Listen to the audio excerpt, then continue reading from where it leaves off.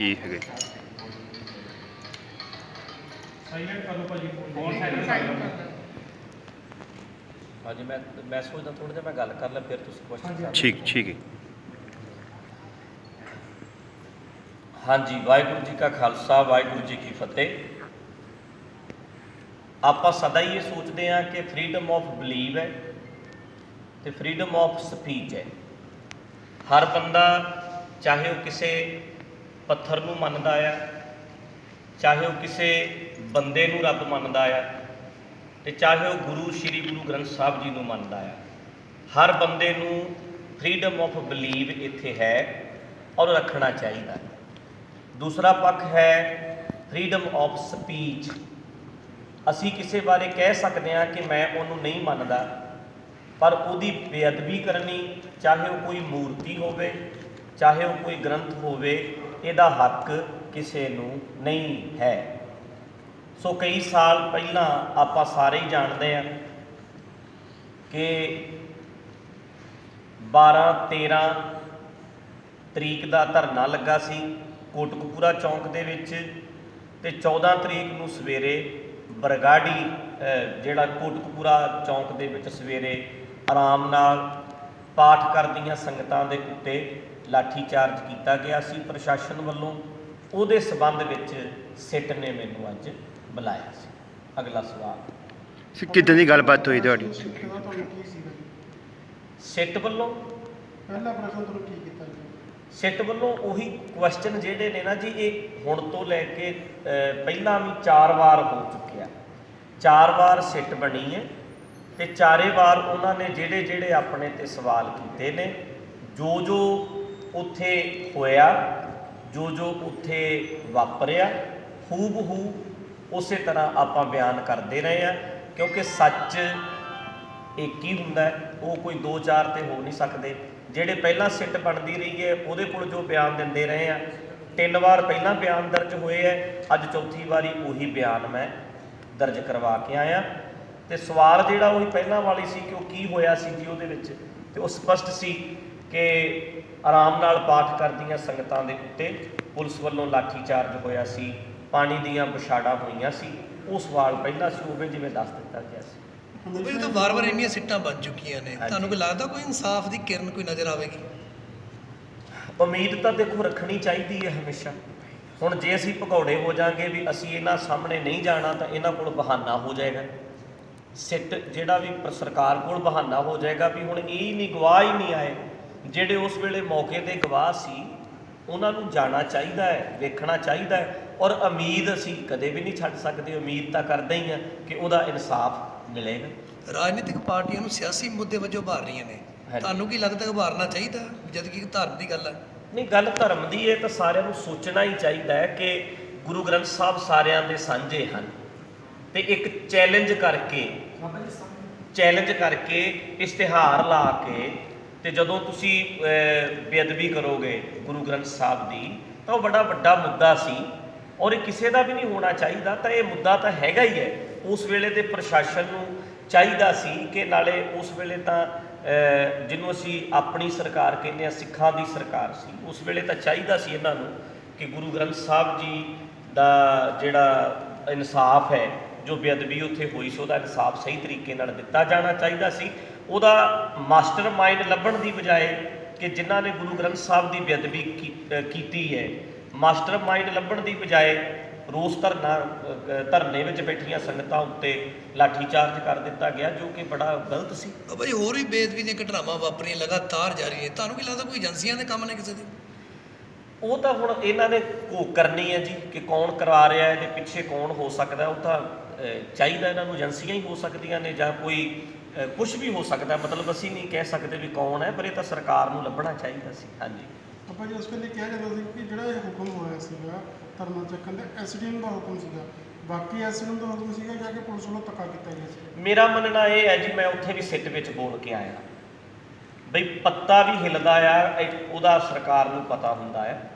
ਜਿਹੜਾ ਮੁੱਦਾ ਐਡਾ ਵੱਡਾ ਸੀ ਔਰ ਸਾਡੇ ਵਰਗੇ ਬੰਦੇ ਜਾਂ ਜਿਹੜੇ ਵੀ ਪ੍ਰਚਾਰਕ ਸੀ ਜਾਂ ਕੁਝ ਮੋਹਤਬਰ ਬੰਦੇ ਉੱਥੇ ਬੈਠੇ ਹੈ ਔਰ ਸਾਰਾ ਪੰਜਾਬ ਬੰਦ ਹੋ ਗਿਆ ਹੈ, ਤੇ ਇਹ ਇਕੱਲੇ ਪ੍ਰਸ਼ਾਸਨ ਦਾ ਆਪਣਾ ਨਿੱਜੀ ਫੈਸਲਾ ਨਹੀਂ ਹੋ ਸਕਦਾ। ਸਰਕਾਰ ਤੋਂ, ਉਸ ਵੇਲੇ ਦੇ ਵੱਡੇ ਲੀਡਰਾਂ ਤੋਂ ਪੁੱਛੇ ਬਿਨਾ ਲਾਠੀਚਾਰਜ ਨਹੀਂ ਹੋ ਸਕਦਾ। ਜੇ ਲਾਠੀਚਾਰਜ ਹੋਇਆ, ਜੇ ਅਥਰੂ ਗੈਸ ਦੇ ਗੋਲੇ ਸਿੱਟੇ ਗਏ ਹੈ, ਜੇ ਉੱਥੇ ਜੋ ਵੀ ਹੋਇਆ, ਉਹਦੇ ਵਿੱਚ ਇਹ ਨਹੀਂ ਹੋ ਸਕਦਾ ਕਿ ਉਸ ਵੇਲੇ ਦੇ ਪ੍ਰਮੁੱਖ ਲੀਡਰਾਂ ਨੂੰ ਇਹਦੇ ਬਾਰੇ ਪਤਾ ਨਾ ਹੋਵੇ। ਵੱਡੇ ਅਫਸਰਾਂ ਨੂੰ ਵੀ ਪਤਾ ਸੀ ਤੇ ਮੇਨ ਲੀਡਰਾਂ ਨੂੰ ਵੀ ਪਤਾ ਸੀ, ਕਿਉਂਕਿ ਘਟਨਾ ਵਰਲਡ ਵਾਈਡ ਇਹ ਫੈਲ ਚੁੱਕੀ ਸੀ। ਸਾਰੇ ਸੰਸਾਰ ਪੱਧਰ ਤੇ ਉਹਦਾ ਜ਼ਿਕਰ ਹੋ ਰਿਹਾ ਸੀ। ਕੱਲਾ ਸਿੱਖ ਉਦੋਂ ਰੌਲਾ ਪਾ ਰਿਹਾ ਸੀ, ਤਾਂ ਸਰਕਾਰ ਨੂੰ ਕਿਵੇਂ ਨਹੀਂ ਪਤਾ ਹੋਏਗਾ ਵੀ ਕੀ ਬਰਗਾੜੀ ਵਿੱਚ ਇੰਨੇ ਬੰਦੇ ਬੈਠੇ ਹੈ, ਕੌਣ ਬੰਦੇ ਬੈਠੇ ਹੈ, ਉਹਨਾਂ ਤੇ ਲਾਠੀ ਚਾਰਜ ਹੋਣ ਲੱਗਿਆ। ਇਹ ਉਹਨਾਂ ਨੂੰ ਸਾਰਾ ਪਤਾ ਹੋਏਗਾ, ਅੱਜ ਚਾਹੇ ਉਹ ਮੁੱਕਰ ਜਾਣ। ਕਿੰਨੇ ਕੁ ਸਵਾਲ ਹੈ ਤੁਹਾਡੇ ਤੋਂ ਜਿਹੜੇ ਪੂਰੀ ਪੁੱਛਗਿੱਛ ਦੇ ਵਿੱਚ ਕੀਤੇ ਗਏ, ਔਰ ਪੁਰਾਣੀ ਐਸਆਈਟੀ ਤੋਂ ਔਰ ਹੁਣ ਵਾਲੀ ਐਸਆਈਟੀ ਦੇ ਵਿੱਚ ਕੋਈ ਸਵਾਲਾਂ ਦੇ ਵਿੱਚ ਫਰਕ ਨਜ਼ਰ ਆਇਆ ਤੁਹਾਨੂੰ? ਨਹੀਂ, ਸਵਾਲ ਤਾਂ ਇੱਕੋ ਜਿਹੇ ਹੀ ਹੈ ਸਾਰਿਆਂ ਦੇ ਵੀ ਕੀ ਤੁਸੀਂ ਉੱਥੇ ਜੋ ਹੋਇਆ ਤੁਸੀਂ ਸਾਨੂੰ ਬਿਆਨ ਕਰ ਦਿਓ। ਜੋ ਸਾਡੀਆਂ ਸਟੇਟਮੈਂਟਾਂ ਨੇ ਪਹਿਲਾਂ ਵੀ ਉਹੀ ਸੀ ਤੇ ਅੱਜ ਵੀ ਉਹੀ ਨੇ। ਜੋ ਅਸੀਂ ਉਸ ਵੇਲੇ ਹੋਇਆ ਸੀ ਉਹ ਸੱਚ ਆਪਣਾ ਬਿਆਨ ਕਰ ਦਿੱਤਾ, ਪਹਿਲਾਂ ਵੀ ਕਰਦੇ ਰਹੇ ਹਾਂ, ਇਸ ਵਾਰੀ ਵੀ ਕਰਕੇ ਆਏ। ਲਗਾਤਾਰ 3 ਘੰਟੇ ਤੱਕ ਲਗਭਗ ਪੁੱਛਗਿੱਛ ਤੁਹਾਡੀ ਤੋਂ ਕੀਤੀ ਗਈ। ਹਾਂਜੀ। ਇੰਨੇ ਟਾਈਮ ਦੇ ਵਿੱਚ ਕੋਈ ਸਵਾਲ ਜਵਾਬ ਕਾਫੀ ਹੋਣਗੇ, ਕਿੰਨੇ ਕੁ ਸਵਾਲਾਂ ਦੀ ਗਿਣਤੀ ਸੀ? ਕੀ ਉਹ ਪਹਿਲਾਂ ਕੋਈ ਲਿਸਟ ਲੈ ਕੇ ਬੈਠੇ ਸੀ ਜਾਂ ਗੱਲਾਂ ਦੇ ਨਹੀਂ, ਇਦਾਂ ਨਹੀਂ। ਉਹ ਖੁੱਲ੍ਹ ਕੇ ਹੌਲੀ ਸਮਝਣਾ ਚਾਹ ਰਹੇ ਸੀ, ਬਰੀਕੀਆਂ ਕਈ ਗੱਲਾਂ ਦੀਆਂ ਵੀ ਐਸਜੀਪੀਸੀ ਦਾ ਸਿਸਟਮ ਕੀ ਹੈ, ਜਾਂ ਜਿਹੜੇ ਆਪਾਂ ਕੁਝ ਪ੍ਰਚਾਰਕ ਨੇ ਜਿਹੜੇ ਲੌਜੀਕਲ ਗੱਲ ਕਰਦੇ ਨੇ, ਕੁਝ ਪ੍ਰਚਾਰਕ ਨੇ ਜਿਹੜੇ ਪੁਰਾਣੀਆਂ ਪਰੰਪਰਾਵਾਂ ਨੂੰ ਮੰਨਣ ਵਾਲੇ ਨੇ। ਉੱਥੇ ਧਰਨੇ ਦੇ ਵਿੱਚ ਬੈਠਿਆਂ ਦੇ ਵਿੱਚ ਕੌਣ ਬੰਦੇ ਸੀ ਜਿਹੜੇ ਥੋੜ੍ਹੇ ਜਿਹੇ ਹਟ ਕੇ ਗੱਲ ਕਰਨ ਵਾਲੇ ਨੇ, ਜੋ ਕਿ ਫਿਊਚਰ ਦੇ ਵਿੱਚ ਇੱਕ ਗਰੁੱਪ ਬਣਾ ਕੇ ਐਸਜੀਪੀਸੀ ਤੇ ਵੱਧ ਸਕਦੇ ਸੀ। ਇਹ ਕਈ ਗੱਲਾਂ ਇਸ ਟਾਈਪ ਦੀਆਂ ਖੁੱਲ੍ਹ ਕੇ ਹੋਈਆਂ ਸੀ। ਕਿਹਾ ਜਾਂਦਾ ਕਿ ਗਰਮ ਦਲੀਏ ਹੈ, ਕੁਝ ਕਿਹਾ ਜਾਂਦਾ ਕਿ ਨਰਮ ਦਲੀਏ, ਤਾਂ ਕੁਝ ਉਸ ਤਰ੍ਹਾਂ ਦੀ ਗੱਲਬਾਤ ਤੁਹਾਡੇ ਤੋਂ ਪੁੱਛੀ ਗਈ ਕਿ ਕਿਹੜੇ ਗਰਮ ਦਲ ਦੇ ਤੁਹਾਨੂੰ ਲੱਗਦੇ ਸੀ? ਨਹੀਂ, ਇਦਾਂ ਦੀ ਗੱਲ ਉਹਨਾਂ ਨੇ ਨਹੀਂ ਕੀਤੀ। ਬਸ ਇਹੀ ਕਿਹਾ ਸੀ ਕਿ ਕਿਤੇ ਨਾ ਕਿਤੇ ਉਹ ਗੁੱਸਾ ਕਿਉਂ ਸੀ, ਜੋ ਮੈਂ ਵੀ ਮਹਿਸੂਸ ਕਰਦਾ ਕਿ ਜਿਹੜੇ ਸਾਡੇ ਵਰਗੇ ਬੰਦੇ ਆ, ਕੁਝ ਬੰਦੇ ਹੈਗੇ ਆ ਪ੍ਰਚਾਰਕ ਜਿਹੜੀ ਕਿ ਥੋੜ੍ਹੇ ਜਿਹੇ ਲੌਜਿਕ ਨਾਲ ਗੱਲ ਕਰਦੇ ਆ, ਯੰਗ ਜਨਰੇਸ਼ਨ ਵੱਲ ਵੇਖ ਕੇ ਵੀ ਜਿਹੜੇ ਉਹਨਾਂ ਨੂੰ ਅਸੀਂ ਧਰਮ ਵਾਲੇ ਪਾਸੇ ਲੈ ਕੇ ਆਈਏ, ਤੇ ਉਹਦੇ ਤੋਂ ਸਾਡੇ ਪਰੰਪਰਾਵਾਦੀ ਲੋਕ ਜਿਹੜੇ ਆ ਸਾਰੇ ਦੁਖੀ ਹੈਗੇ ਹੀ ਹੈ। ਜਿਹੜਾ ਗਰੁੱਪ ਉੱਥੇ ਬੈਠਾ ਸੀ, ਇੱਦਾਂ ਕਹਿ ਲਓ ਇਹਨਾਂ ਦੇ ਹਿਸਾਬ ਨਾਲ ਤਾਂ ਬੋਲ ਭੜਕਣੇ ਉਹ ਹਰ ਗੱਲ ਮੂੰਹ ਤੇ ਬੋਲਦੇ ਆ, ਖੁੱਲ੍ਹ ਕੇ ਕਹਿ ਦਿੰਦੇ ਆ, ਲੀਡਰਾਂ ਨੂੰ ਵੀ ਕਹਿ ਦਿੰਦੇ ਆ, ਤੇ ਇਹਨਾਂ ਨੂੰ ਉਹ ਵੀ ਗੁੱਸਾ ਸੀ ਸਾਡੇ ਤੇ। ਨਾ ਭਾਈ, ਇਹ ਲੱਗਦਾ ਤੁਹਾਨੂੰ ਹੁਣ ਜਿਵੇਂ ਸਿੱਖ ਸੰਗਤ ਇਨਸਾਫ ਚਾਹ ਰਹੀ ਹੈ, ਜਿਹੜੀ ਸਿੱਟ ਬਣਾਈ ਹੈ, ਕਿ ਹੁਣ ਸਿੱਖ ਸੰਗਤ ਨੂੰ ਇਨਸਾਫ ਮਿਲੂਗਾ? ਕਿਉਂਕਿ ਲੰਬਾ ਅਕਸ਼ਰ ਤੋਂ ਬਾਅਦ ਜਿਹੜੀ ਸਿੱਟ ਬਣਾਈ ਜਾਂਦੀ ਹੈ, ਹਜੇ ਤੱਕ ਕੋਈ ਸਿੱਟਾ ਨਹੀਂ ਨਿਕਲਿਆ। ਜਿਹੜੀ ਹੁਣ ਇਹ ਸਿੱਟ ਬਣਾਈ ਹੈ, ਕੋਈ ਲੱਗਦਾ ਇਨਸਾਫ ਮਿਲੂਗਾ ਕੁਛ? ਉਮੀਦ, ਜਿਹੜੀ ਪਹਿਲਾਂ ਮੈਂ ਗੱਲ ਕੀਤੀ ਹੈ ਵੀ ਉਮੀਦ ਤੇ ਦੁਨੀਆ ਕਾਇਮ ਹੈ, ਉਮੀਦ ਨਹੀਂ ਛੱਡਣੀ ਚਾਹੀਦੀ। ਜੇ ਅੱਜ ਅਸੀਂ ਕਹਿ ਦਈਏ ਜੀ ਸਾਨੂੰ ਇਹਨਾਂ ਤੋਂ ਵੀ ਕੋਈ ਉਮੀਦ ਨਹੀਂ, ਉਹਨਾਂ ਨੇ ਕਹਿਣਾ ਜੀ ਹੁਣ ਤੇ ਗਵਾਹ ਹੀ ਨਹੀਂ ਆ ਰਹੇ ਤੇ ਅਸੀਂ ਕੀ ਕਰੀਏ। ਇਸ ਕਰਕੇ ਅਸੀਂ ਉਮੀਦ ਕਰਦੇ ਹਾਂ ਕਿ ਹੁਣ ਇਹਦਾ ਕੋਈ ਚੰਗਾ ਰਿਜ਼ਲਟ ਨਿਕਲੇ। ਵਿਜੇ ਪ੍ਰਤਾਪ ਜਿਹੜੇ ਸਿੱਖ ਦੇ ਪਹਿਲਾਂ ਬੜੀ ਉਮੀਦਾਂ ਸੀਗੀਆਂ, ਹਾਂਜੀ। ਉਸ ਤੋਂ ਬਾਅਦ ਉਹ ਆਮ ਆਦਮੀ ਪਾਰਟੀ ਦੇ ਵਿੱਚ ਚਲੇ ਜਾਂਦੇ ਨੇ, ਤਾਂ ਪੰਥ ਨੂੰ ਜਾਂ ਸਿੱਖ ਸੰਗਤ ਨੂੰ ਉਹ ਚੀਜ਼ ਦੇ ਵਿੱਚ ਪਾਇਆ ਹੋਇਆ, ਉਹ ਇੱਕ ਪਾਰਟੀ ਦਾ ਪੈਰਾਮੀਟਰ ਕੀ ਹੋਣਾ ਚਾਹੀਦਾ? ਨਹੀਂ, ਪੈਰਾਮੀਟਰ ਤਾਂ ਦੇਖੋ, ਮੈਂ ਤੁਹਾਨੂੰ ਪਹਿਲਾਂ ਹੀ ਕਹਿ ਕੇ ਹਟਿਆ ਵੀਰ ਜੀ ਕਿ ਚਾਹੇ ਕੋਈ ਪੱਥਰ ਤੇ ਵੀ ਸ਼ਰਧਾ ਬਣਾ ਕੇ ਬੈਠਾ ਨਾ, ਬਲੀਵ ਹੈ। 1000 ਬੰਦਾ ਆ ਟੇਬਲ ਨੂੰ ਮੱਥਾ ਟੇਕਦਾ ਹੈ ਤੇ ਮੈਨੂੰ ਨਹੀਂ ਚਾਹੀਦਾ ਕਿ ਮੈਂ ਇਸ ਟੇਬਲ ਨੂੰ ਲੱਤ ਮਾਰਾਂ, ਮੈਂ ਇਹਦੀ ਬੇਅਦਬੀ ਕਰਾਂ, ਕਿਉਂਕਿ ਉਹ ਸਤਿਕਾਰ ਕਰਦਾ ਹੈ। ਮੈਂ ਇਹ ਕਹਿ ਸਕਦਾ ਵੀ ਟੇਬਲ ਤੇ ਸ਼ਰਧਾ ਬਣਾਉਣੀ ਮਾੜੀ ਗੱਲ ਹੈ, ਫਰੀडम ਆਫ ਸਪੀਚ ਮੇਰਾ ਹੱਕ ਹੈ, ਪਰ ਬਲੀਵ ਹੈ ਜਿਹੜਾ ਉਹ ਅਗਲੇ ਦਾ ਹੱਕ ਹੈ, ਰਾਈਟ ਹੈ। ਉਹ ਇਹਨੂੰ ਰੱਬ ਮੰਨਣਾ ਚਾਹੁੰਦਾ ਟੇਬਲ ਨੂੰ ਤਾਂ ਮੰਨ ਲਵੇ, ਸਾਨੂੰ ਇਹਦੇ 'ਚ ਕੋਈ ਆਬਜੈਕਸ਼ਨ ਨਹੀਂ ਹੋਣਾ ਚਾਹੀਦਾ। ਮੈਂ ਬੋਲ ਸਕਦਾ, ਮੈਂ ਬਾਂਹ ਨਹੀਂ ਫੜ ਸਕਦਾ ਕਿਸੇ ਨੂੰ। ਸੋ ਉਹ ਜੋ ਹੋਇਆ ਸੀ ਉਹ ਮਾੜਾ ਸੀ, ਕਿਤੇ ਵੀ ਨਾ ਹੋਵੇ। ਤੇ ਇਹ ਹਰ ਇੱਕ ਦੀ ਬਲੀਵ ਦੀ ਰਾਖੀ ਕਰਨਾ ਹਰ ਗਵਰਨਮੈਂਟ ਦਾ ਫਰਜ਼ ਬਣਦਾ ਹੈ, ਪ੍ਰਸ਼ਾਸਨ ਦਾ ਫਰਜ਼ ਬਣਦਾ ਹੈ। ਉਹ ਇਕੱਲਾ ਮੇਰੀ ਗੱਲ ਨਹੀਂ ਕਿ ਅਸੀਂ ਗੁਰੂ ਗ੍ਰੰਥ ਸਾਹਿਬ ਕਰਕੇ ਕਹਿੰਦੇ ਆ, ਚਾਹੇ ਉਹ ਕੋਈ ਕਬਰ ਵੀ ਕਿਉਂ ਨਾ ਹੋਵੇ। ਮੈਂ ਟੇਬਲ ਦੀ ਗੱਲ ਕਰ ਰਿਹਾ ਨਾ ਜੀ, ਚਾਹੇ ਕਬਰ ਵੀ ਕਿਉਂ ਨਾ ਹੋਵੇ, ਇਹ ਹੱਕ ਬਣਦਾ, ਸਾਡਾ ਹੱਕ ਹੈ। ਅਸੀਂ ਕਿਸੇ ਚੀਜ਼ ਨੂੰ ਮੰਨਦੇ ਹਾਂ, ਉਹਦੀ ਬੇਅਦਬੀ ਕੋਈ ਨਾ। ਜਿਹੜੇ ਸਵਾਲ ਸੀ ਸਾਰੇ ਉਹ ਗੋਲੀकांड ਦਾ ਨਹੀਂ, ਜਿਹੜੇ ਗੋਲੀ ਸਾਹਿਬ ਉਹਦੇ ਸੰਬੰਧਿਤ ਸੀ, ਜਾਂ ਡੀਐਫਟੀ ਬਾਰੇ ਵੀ ਗੱਲਾਂ ਹੋਈਆਂ, ਜਾਂ ਉਹਦੇ ਬਾਰੇ ਕੋਈ ਸਵਾਲ ਜਵਾਬ ਕੀਤੇ ਗਏ? ਨਹੀਂ, ਜਿਹੜਾ ਮਸਲਾ ਇਹ ਸਿੱਟ ਦਾ ਹੈਗਾ, ਇਹ ਕੋਟਕਪੂਰਾ ਜਿਹੜਾ ਗੋਲੀकांड ਹੋਇਆ ਉਹਦੇ ਬਾਰੇ ਸੀ। ਹਾਂਜੀ, ਕੋਈ ਬੈਕਗ੍ਰਾਉਂਡ ਜਾਣਨ ਦੀ ਕੋਸ਼ਿਸ਼ ਕੀਤੀ ਗਈ? ਕਿਉਂਕਿ ਜੇ ਗੋਲੀकांड ਤੋਂ ਚਲੋ ਇੱਕ ਘਟਨਾ ਹੈ, ਪਰ ਉਸ ਤੋਂ ਪਹਿਲਾਂ ਜਿਹੜੀਆਂ ਲੜੀਵਾਰ ਜਿਸ ਤਰ੍ਹਾਂ ਤੁਸੀਂ ਜ਼ਿਕਰ ਕੀਤਾ ਕਿ ਜਦੋਂ ਪੋਸਟਰ ਲਗਾਏ ਗਏ ਕੰਨਾਂ ਤੇ ਬੇਅਦਬੀ ਹੁੰਦੀ ਹੈ, ਪੋਸਟਰ ਲਗਾਏ ਜਾਂਦੇ ਨੇ, ਧਰਨੇ ਲੱਗਦੇ ਨੇ, ਉਸ ਤੋਂ ਬਾਅਦ ਐਟ ਦੀ ਐਂਡ ਅਸੀਂ ਕਹਿ ਸਕਦੇ ਹਾਂ ਕਿ ਗੋਲੀकांड ਦਾ ਜ਼ਿਕਰ ਹੁੰਦਾ ਹੈ, ਤਾਂ ਜਿਹੜੀ ਬੈਕਗ੍ਰਾਉਂਡ ਤਿਆਰ ਹੁੰਦੀ ਹੈ ਉਸ ਦੇ ਬਾਰੇ ਕੋਈ ਜ਼ਿਕਰ ਅੱਜ ਤੁਹਾਡੇ ਵੱਲੋਂ ਕੀਤਾ ਗਿਆ ਕਰ? ਨਹੀਂ, ਉਹਨਾਂ ਨੇ ਇਹੀ ਪੁੱਛਿਆ ਸੀ ਵੀ ਤੁਸੀਂ ਇਹ ਮਸਲਾ ਹੀ ਐਡਾ ਵੱਡਾ ਕਿਉਂ ਹੋਇਆ। ਮਸਲੇ ਤਾਂ ਪਹਿਲਾਂ ਵੀ ਸੀ, ਪਰ ਮੈਂ ਉਹਨਾਂ ਨੂੰ ਇਹੀ ਕਹਿਣਾ ਚਾਹੁੰਦਾ ਸੀ ਵੀ ਬੇਅਦਬੀਆਂ ਤਾਂ ਬਹੁਤ ਥਾਵਾਂ 'ਤੇ ਹੁੰਦੀਆਂ ਨੇ, ਅੱਜ ਵੀ ਹੋ ਰਹੀਆਂ ਨੇ, ਪਰ ਉਸ ਵੇਲੇ ਬਕਾਇਦਾ ਇਸ਼ਤਿਹਾਰ ਲਾ ਕੇ, ਪੋਸਟਰ ਛਾਪ ਕੇ, ਚੈਲੰਜ ਕਰਕੇ ਉਹ ਸਾਰਾ ਕੁਝ ਕੀਤਾ ਸੀ। ਜਦੋਂ ਇਸ਼ਤਿਹਾਰ ਲਾ ਦਿੱਤੇ ਗਏ ਸੀ ਤਾਂ ਪ੍ਰਸ਼ਾਸਨ ਨੂੰ ਹਰਕਤ ਵਿੱਚ ਆ ਕੇ ਉਸੇ ਵੇਲੇ ਐਕਸ਼ਨ ਲੈਣਾ ਚਾਹੀਦਾ ਸੀ। ਐਕਸ਼ਨ ਨਹੀਂ ਲਿਆ, ਉਹਨਾਂ ਨੇ ਫਿਰ ਪੱਤਰੇ ਜਿਹੜੇ ਸੀ ਜਗ੍ਹਾ ਜਗ੍ਹਾ ਗੁਰੂ ਗ੍ਰੰਥ ਸਾਹਿਬ ਦੇ ਖਿਲਾਰ ਦਿੱਤੇ, ਤੇ ਉਹਦੇ ਉੱਤੇ ਉਹਦੇ ਰੋਸ ਵਜੋਂ ਸਾਰਾ ਧਰਨਾ ਲੱਗਾ ਸੀ। ਹਾਂਜੀ ਜਿਸ ਤਰ੍ਹਾਂ ਪੱਤਰੇ ਖਰਾਬ ਦੀ ਜੇ ਤੁਸੀਂ ਗੱਲ ਕਰਦੇ, ਪੋਸਟਰ ਲਗਾਉਣ ਦੀ ਗੱਲ ਕਰਦੇ, ਤਾਂ ਖਾਸ ਤਬਕੇ ਦੇ ਨਾਲ ਜੁੜੇ ਹੋਏ ਲੋਕਾਂ ਦਾ ਜ਼ਿਕਰ ਵਾਰ-ਵਾਰ ਆਉਂਦਾ ਹੈ। ਕੀ ਲੱਗਦਾ ਹੈ ਕਿ ਉਹਨਾਂ ਦਾ ਵੀ ਇਸ ਚੀਜ਼ ਦੇ ਨਾਲ ਲਿੰਕ ਜੁੜਦਾ ਹੈਗਾ, ਬੇਅਦਬੀ ਦੀ ਘਟਨਾਵਾਂ ਤੋਂ ਲੈ ਕੇ ਗੋਲੀकांड ਤੱਕ ਦਾ ਜ਼ਿਕਰ ਕਰਦੇ? ਹਾਂ, ਉਹ ਤਾਂ ਫਿਰ ਜੇ ਉਹ ਤਾਂ ਸਾਹਮਣੇ ਆਊਗਾ ਹੀ ਜੀ। ਉਹ ਤਾਂ ਜਿੱਦਾਂ ਪਹਿਲਾਂ ਅੱਜ ਤੱਕ ਦੱਸਿਆ ਜਾਂਦਾ ਰਿਹਾ ਹੈ ਕਿ ਸਰਸੇ ਵਾਲਿਆਂ ਦੇ ਜਿਹੜੇ ਪ੍ਰੇਮੀ ਸੀ ਔਰ ਉਹਨਾਂ ਦਾ ਇਹਦੇ ਵਿੱਚ ਰੋਲ ਹੈਗਾ ਆ, ਉਹ ਤਾਂ ਪਤਾ ਲੱਗ ਜਾਣਾ ਆਉਣ ਵਾਲੇ ਸਮੇਂ। ਬਾਬਾ ਜੀ ਵਿਰੋਧੀ ਕਹਿ ਰਹੇ ਜਿਹੜੀ ਸਿੱਟ ਬਣਾਈ ਹੋਈ ਹੈ ਵੀ ਪੰਜਾਬ ਸਰਕਾਰ ਨੇ 2022 ਨੂੰ ਲੈ ਕੇ ਜਿਹੜਾ ਆਪਣੀ ਜਿਹੜੀ ਸਟ੍ਰੈਟਜੀ ਤਿਆਰ ਕੀਤੀ ਹੈ ਉਹ 2022 ਦੇ ਵਿੱਚ ਯੂਜ਼ ਕਰਨਗੇ, ਕੀ ਸਮਝਦੇ ਸੀ?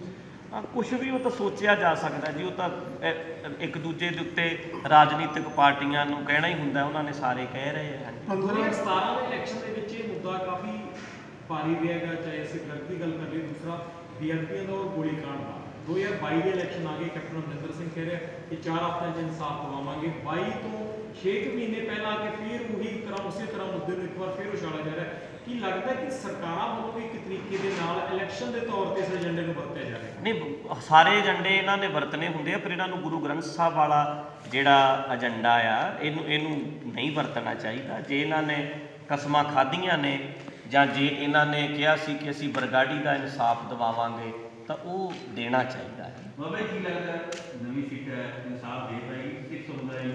ਕੀ ਲੱਗਦਾ ਸਿੱਖ ਦੀ ਵੀ ਕੰਮ ਕਾਜ ਹੈ, ਤੁਹਾਡੇ ਨਾਲ ਗੱਲਬਾਤ ਕੀਤੀ, ਲੱਗਦਾ ਕਿ ਹੈ ਇਹਨਾਂ ਦੇ ਨਿਜ਼ਾਮ ਵੀ ਸਿੱਖ ਸਮੁਦਾਇ ਦੇ ਜਿਹੜੇ ਲੋਕ ਨੇ ਉਹਨਾਂ ਨੂੰ ਜੁੜੇ ਹੋਏ ਮਸਲਾ ਇਨਸਾਫ ਦਵਾ? ਮੈਂ ਪਹਿਲਾਂ ਵੀ ਬੋਲ ਚੁੱਕਿਆ ਜੀ ਤੁਹਾਡੇ ਆਉਣ ਤੋਂ ਵੀ ਉਮੀਦ ਤੇ ਦੁਨੀਆ ਕਾਇਮ ਹੈ।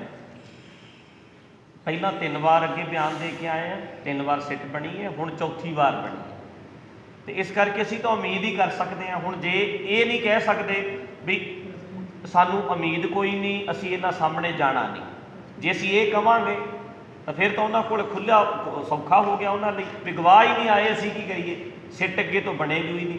ਅਸੀਂ ਆਪਣੀ ਜੋ ਸੱਚ ਉੱਥੇ ਹੋਇਆ, ਜੋ ਵੇਖਿਆ, ਉਹ ਜਾ ਕੇ ਇਹਨਾਂ ਦੇ ਸਾਹਮਣੇ ਰੱਖ ਦਿੰਦੇ ਆ।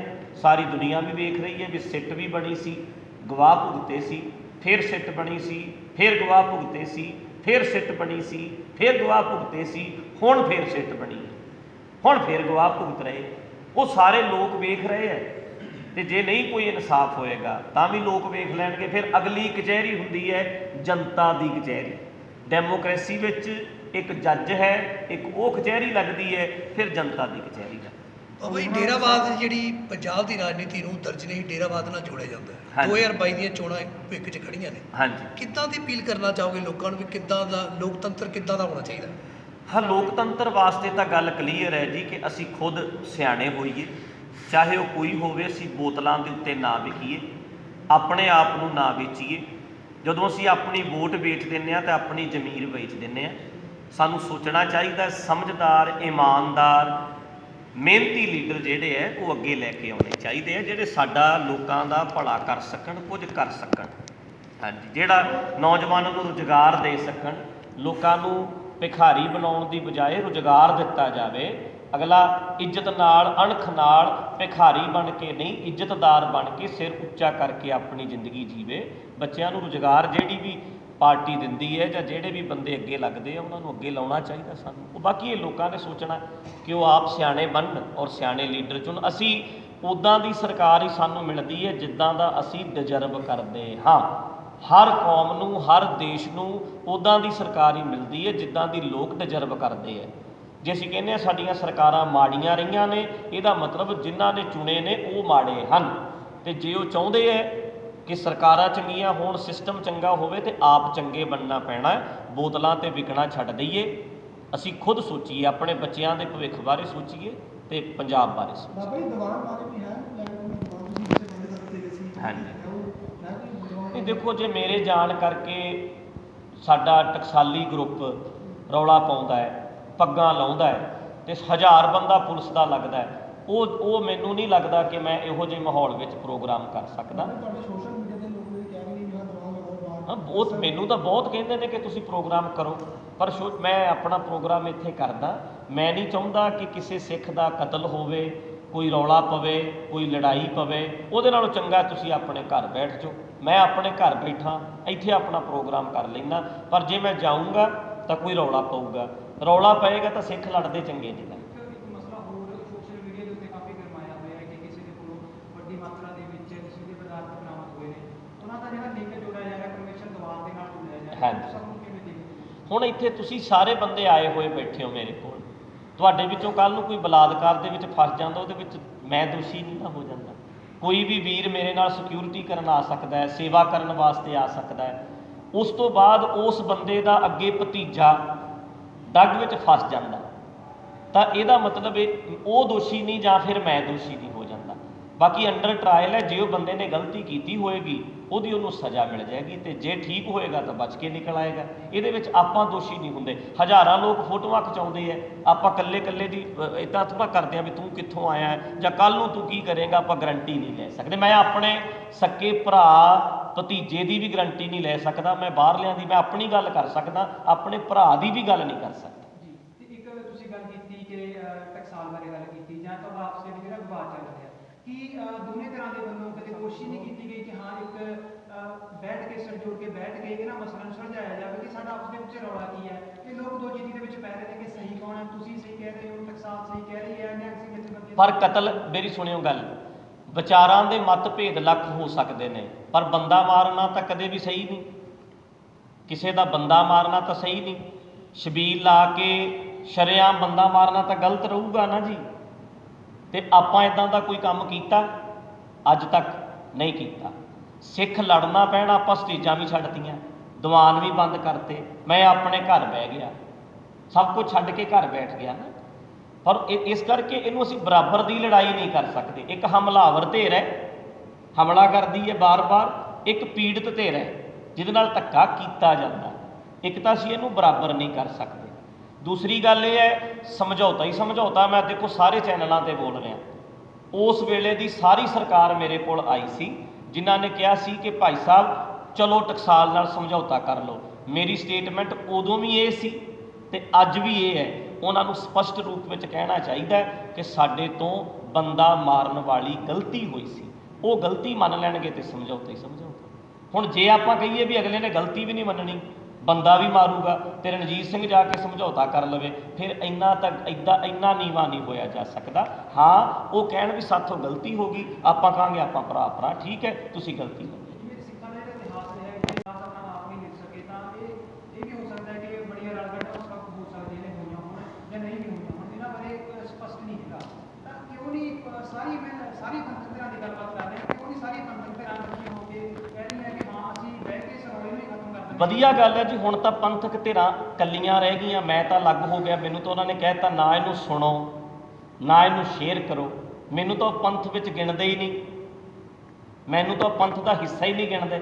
ਅਕਾਲ ਤਖਤ ਸਾਹਿਬ ਨੇ ਕਿਹਾ ਹੈ ਵੀ ਇਹਨੂੰ ਸੁਣਿਆ ਨਾ ਜਾਵੇ, ਇਹਨੂੰ ਸ਼ੇਅਰ ਨਾ ਕੀਤਾ ਜਾਵੇ। ਮੈਂ ਆਪਣੇ ਤਰੀਕੇ ਨਾਲ ਆਪਣੀ ਗੱਲ ਕਰਦਾ। ਜਿਹੜਾ ਪੰਥ ਬਚਿਆ ਆ, ਜਿਹੜਾ ਅਸਲ ਪੰਥ ਹੈ ਅੱਜ, ਉਹ ਪੰਥ ਨੂੰ ਚਾਹੀਦਾ ਕਿ ਇਹਦਾ ਹੱਲ ਕਰੇ। ਮੈਨੂੰ ਤਾਂ ਉਹ ਗਿਣਦੇ ਹੀ ਨਹੀਂ ਨਾ ਵਿੱਚ। ਅਕਸਰ ਕਿਹਾ ਜਾਂਦਾ ਹੈ ਕਿ ਜਿਹੜਾ ਅਕਾਲ ਤਖਤ ਦਾ ਜਥੇਦਾਰ ਹੈ ਬਾਦਲਾਂ ਦੀ ਜੀਤ ਦੇ ਵਿੱਚ, ਅਕਸਰ ਲੋਕ ਕਹਿੰਦੇ ਨੇ। ਇੱਕ ਬਿਆਨ ਸੰਤ ਰਣਜੀਤ ਸਿੰਘ ਭਿੰਡਰਾਂਵਾਲੇ ਦਾ ਸੀਗਾ, ਕਹਿੰਦੇ ਜੀ ਅਸੀਂ ਖਾਲਿਸਤਾਨ ਨਹੀਂ ਮੰਗਦੇ, ਜੇ ਮਿਲ ਗਿਆ ਤਾਂ ਅਸੀਂ ਲੈ ਲਾਂਗੇ। ਹਾਂਜੀ, ਸੇਮ ਬਿਆਨ ਅਕਾਲ ਤਖਤ ਦੇ ਜਥੇਦਾਰ ਦਾ ਹੁੰਦਾ ਹੈ, ਪਰ ਕਿਹਾ ਜਾਂਦਾ ਕਿ ਜਿਹੜਾ ਭਿੰਡਰਾਂਵਾਲੇ ਦਾ ਉਹ ਬਾਦਲਾਂ ਦਾ ਨਹੀਂ, ਜਿਹੜਾ ਬਾਦਲਾਂ ਦਾ ਉਹ ਭਿੰਡਰਾਂਵਾਲੇ ਦਾ ਨਹੀਂ। ਇਸ ਬਿਆਨ ਨੂੰ ਦੋਨਾਂ ਨੂੰ ਜਦੋਂ ਮਿਲਾ ਕੇ ਦੇਖਦੇ ਹੋ, ਉਹਨੂੰ ਕਿਸ ਤਰ੍ਹਾਂ ਦੇਖਦੇ? ਮੈਨੂੰ ਤੁਹਾਡੀ ਗੱਲ ਪ੍ਰੋਪਰ ਨਹੀਂ ਸਮਝ ਨਹੀਂ ਲੱਗੀ। ਅਕਸਰ ਅਕਾਲ ਤਖਤ ਦਾ ਜਥੇਦਾਰ ਕਿਹਾ ਜਾਂਦਾ ਕਿ ਜੀ ਪ੍ਰਕਾਸ਼ ਸਿੰਘ ਬਾਦਲ ਦੇ ਵੱਲੋਂ ਨਿਯੁਕਤ ਕੀਤਾ ਜਾਂਦਾ। ਹਾਂਜੀ, ਕਿਹਾ ਜਾਂਦਾ ਕਿ ਜਿਹੜਾ ਵਿਅਕਤੀ ਪ੍ਰਕਾਸ਼ ਸਿੰਘ ਬਾਦਲ ਦੇ ਨਾਲ ਹੈ, ਉਹ ਸੰਤ ਜਰਨੈਲ ਸਿੰਘ ਭਿੰਡਰਾਂਵਾਲੇ ਦੇ ਨਾਲ ਨਹੀਂ। ਹਾਂਜੀ, ਇੱਕ ਜਰਨੈਲ ਸਿੰਘ ਭਿੰਡਰਾਂਵਾਲੇ ਦਾ ਬਿਆਨ ਸੀ ਕਿ ਸਾਨੂੰ ਜੇਕਰ ਖਾਲਿਸਤਾਨ ਮਿਲਦਾ ਤਾਂ ਅਸੀਂ ਲੈਣ ਲਈ ਤਿਆਰ ਹਾਂ। ਇਹ ਜਿਹੇ ਬਿਆਨ ਉਸ ਤੋਂ ਬਾਅਦ ਅਕਾਲ ਤਖਤ ਦੇ ਜਥੇਦਾਰ ਦਾ ਆਉਂਦਾ ਹੈ ਕਿ ਜੇਕਰ ਅਸੀਂ ਸਾਨੂੰ ਖਾਲਿਸਤਾਨ ਮਿਲਦਾ ਤਾਂ ਅਸੀਂ ਲੈਣ ਲਈ ਤਿਆਰ ਹਾਂ। ਜਥੇਦਾਰ ਦੇਖੋ, ਜੇ ਬਾਬੇ ਜਰਨੈਲ ਸਿੰਘ ਹੁਣਾਂ ਨੇ ਕੋਈ ਗੱਲ ਕੀਤੀ ਸੀ ਤਾਂ ਉਹਨਾਂ ਦੇ ਬਿਆਨ ਦੀ ਕੋਈ ਵੈਲਿਊ ਹੋਊਗੀ, ਪਰ ਜਿਹੜੇ ਜਥੇਦਾਰ ਨੇ ਇਹਨਾਂ ਦੇ ਬਿਆਨ ਦੀ ਵੈਲਿਊ ਕੀ ਹੈ? ਅੱਜ ਬਿਆਨ ਦਿੰਦੇ ਨੇ, ਕੱਲ੍ਹ ਨੂੰ ਕਹਿਣਗੇ ਮੈਂ ਵਾਪਸ ਲੈ ਲਿਆ, ਮੇਰੇ ਬਿਆਨ ਨੂੰ ਤੋੜ ਮਰੋੜ ਕੇ ਪੇਸ਼ ਕਰਤਾ। ਇਹਨਾਂ ਦੇ ਬਿਆਨ ਦੀ ਕੋਈ ਵੈਲਿਊ ਨਹੀਂ ਹੈਗੀ, ਔਰ ਇੱਦਾਂ ਕੀਤਾ ਸੀ ਉਹਨਾਂ ਨੇ। ਉਹ ਜਿਹੜਾ ਬਿਆਨ ਦਿੱਤਾ ਸੀ ਉਹ ਬਿਆਨ ਇਹਨਾਂ ਨੇ ਵਾਪਸ ਲੈ ਲਿਆ ਸੀ। ਆਰਐਸਐਸ ਮੁਖੀ ਦਾ ਬਿਆਨ ਆਉਂਦਾ ਕਹਿੰਦੇ ਜੀ ਹਿੰਦੂ ਨਹੀਂ ਉਹ ਜਿਹੜਾ ਕਿਸੇ ਕਹਿੰਦਾ ਕਿ ਸਾਡੇ ਘਰ ਦੇ ਕੋਲੇ ਮੁਸਲਮਾਨ ਨਹੀਂ ਰਹਿਣਾ ਚਾਹੀਦਾ। ਕਿਸ ਤਰ੍ਹਾਂ ਦੇਖਿਓ? ਔਰ ਦੂਜੀ ਗੱਲ ਉਹਨਾਂ ਨੇ ਕਹੀ ਕਿ ਹਿੰਦੂ ਨੂੰ ਚਾਹੀਦਾ ਕਿ ਉਹ ਆਪਣੇ ਆਪ ਨੂੰ ਭਾਰਤੀ ਕਹਿਣ, ਕਿਉਂਕਿ ਦੇਸ਼ ਪਹਿਲਾਂ ਹੈਗਾ, ਧਰਮ ਬਾਅਦ 'ਚ। ਨਹੀਂ, ਇੱਦਾਂ ਦੀ ਗੱਲ ਚਾਹੇ ਕੋਈ ਵੀ ਹੈ, ਆਰਐਸਐਸ ਦੀਆਂ ਜਿਹੜੀਆਂ ਇੱਦਾਂ ਦੀਆਂ ਨੀਤੀਆਂ, ਇੱਕ ਰਾਸ਼ਟਰਵਾਦ ਬਣਾਉਣਾ ਜਾਂ ਇੱਕੋ ਹੀ ਹਿੰਦੂ ਰਾਸ਼ਟਰ, ਇਹ ਠੀਕ ਨਹੀਂ ਗੱਲਾਂ। ਇੱਥੇ ਬਹੁ ਗਿਣਤੀ ਲੋਕ ਰਹਿੰਦੇ ਹੈ, ਧਰਮੀ ਲੋਕ ਰਹਿੰਦੇ ਹੈ, ਵੱਖਰੇ ਵੱਖਰੇ ਢੰਗਾਂ ਨਾਲ ਉਹਨਾਂ ਨੂੰ ਜਿਉਣ ਦਾ ਹੱਕ ਹੋਣਾ ਚਾਹੀਦਾ ਹੈ। ਕੋਈ ਵੀ ਬੰਦਾ ਜਿਹੜਾ ਇੱਦਾਂ ਦੀ ਕੱਟੜ ਸੋਚ ਰੱਖ ਕੇ ਬੈਠਾ ਹੈ, ਚਾਹੇ ਉਹ ਕੋਈ ਮੋਹਨ ਭਾਗਵਤ ਹੈ ਤੇ ਚਾਹੇ ਉਹ ਕੋਈ ਸਾਡਾ ਸਿੱਖ ਹੈ, ਜਿਹੜਾ ਇੱਕ ਨੂੰ ਚਾਹੁੰਦਾ ਬਾਕੀ ਸਾਰੇ ਖਤਮ ਹੋ ਜਾਣ, ਇਹ ਸੋਚ ਠੀਕ ਨਹੀਂ। ਠੀਕ ਹੈ ਬਾਬਾ ਜੀ।